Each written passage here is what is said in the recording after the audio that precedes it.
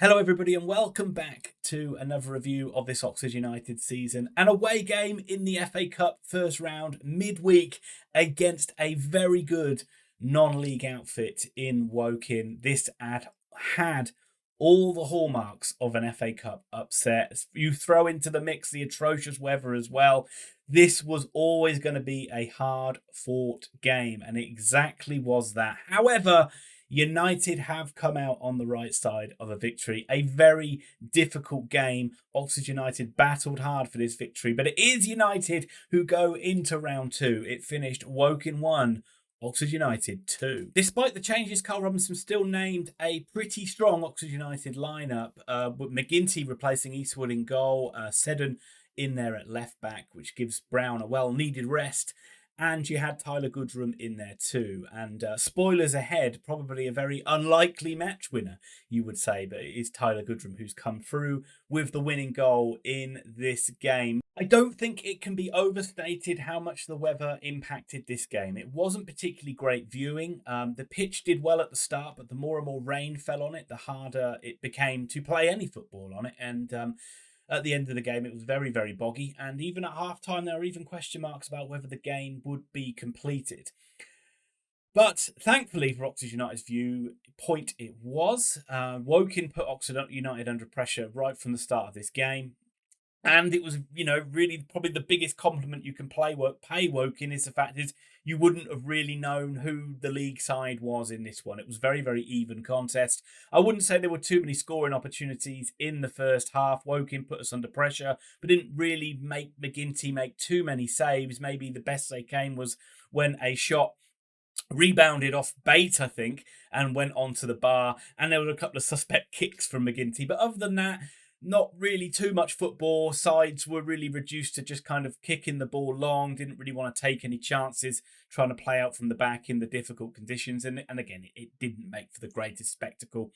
Where Oxford did get the opening goal in this game was when they did actually put a quality ball into the box. Seddon on the left-hand side, who I actually thought had a pretty good game for United today, put in two great crosses at the end of the first half, the first of which got Oxford United's first goal. Great ball in. Taylor really should have done better with it. The ball arrived to him and you'd expect Taylor to just stick this ball in the back of the net, but he really miskicked it, and luckily for Oxford, it rolled across the 6-yard box to Billy Bodin, who went into a 50-50 ball with a goalie and bundled it over the line, really. On another day, this is given as a foul against the goalkeeper, but it is really a 50-50 ball, so you can't really argue with it, but it's just what goalies are like, they're protected, and if you're a Woking fan watching this, you're probably going to think that is going to be given as a foul, and a lot of the times that is going to be done, so maybe Oxford got a touch fortunate with this one. I certainly wouldn't say they deserve to be 1-0 up, but it was certainly nice to see Bodin score again. He's in a very rich vein of form. That is 3 goals in the last 2 games. Welcome return to Billy Bodin. But Oxford just don't keep clean sheets, do you? And so maybe this Woking goal was inevitable. It came right on the stroke of half-time. This game kind of really burst into life in a little 10-minute period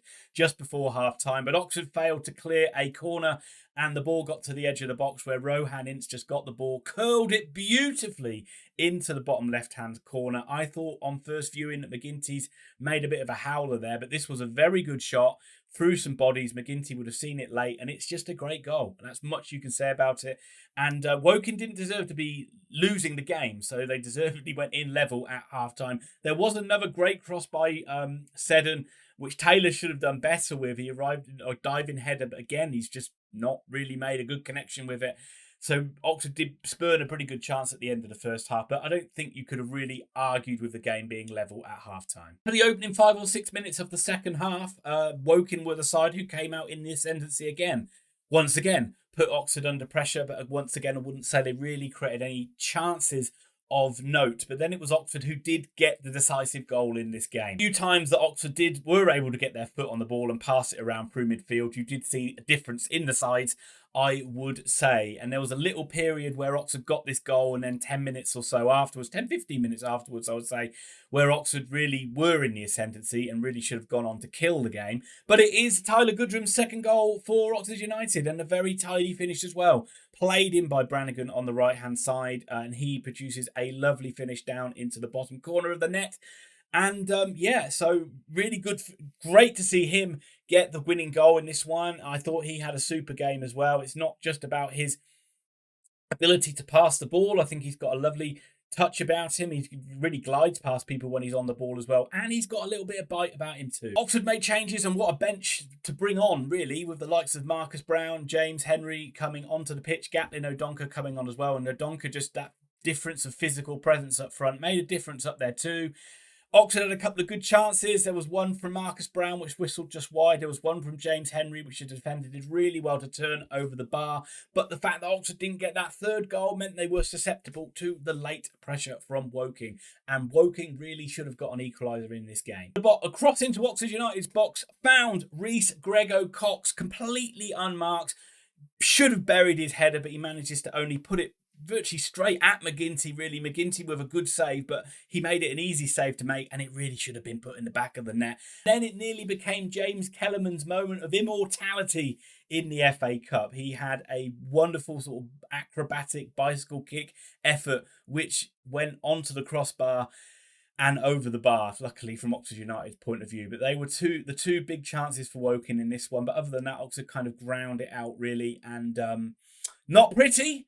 But we are into FA Cup round 2. A home game against Exeter in round 2 gives us a pretty good shot, you would say, of getting it into that magical third round where you can draw one of the big boys. Look, again, this was just a game where Oxford United had to just turn up and get the job done. And that is exactly what we've done today. Not pretty, not elegant, but nice to see Bodin get a goal. Always good to see Goodrham getting a goal. And yeah, you know, we needed to show a bit of steel, and we did show a bit of steel in there today. Woking will probably look at this as a bit of a missed opportunity, but the fact that they'll just then say, well, Oxford are a League One side, and it was a narrow, you know, a very, very tight game. Could have gone either way, really.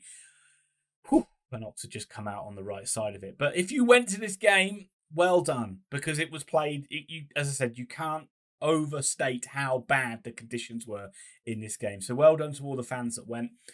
And, you know, well done to Carl Robinson and the boys. We got the job done, and that is all we needed to do. I hope these players will be in nice and fresh. I can't imagine that they will be. It looked tired bodies at the end for the Forest Green game at the weekend. But we do have FA Cup second round to look forward to, so that is a good thing as well. So not much more really to say for me on this one. Just Oxford United getting the job done, which is awesome. And yeah, if you like this video, please hit like. If you can hit subscribe, that's great as well. And I'll be back for a review of that Forest Green game. And please also check out my World Cup content on the channel too. Thanks very much. Come on, you yellows. I'll see you soon.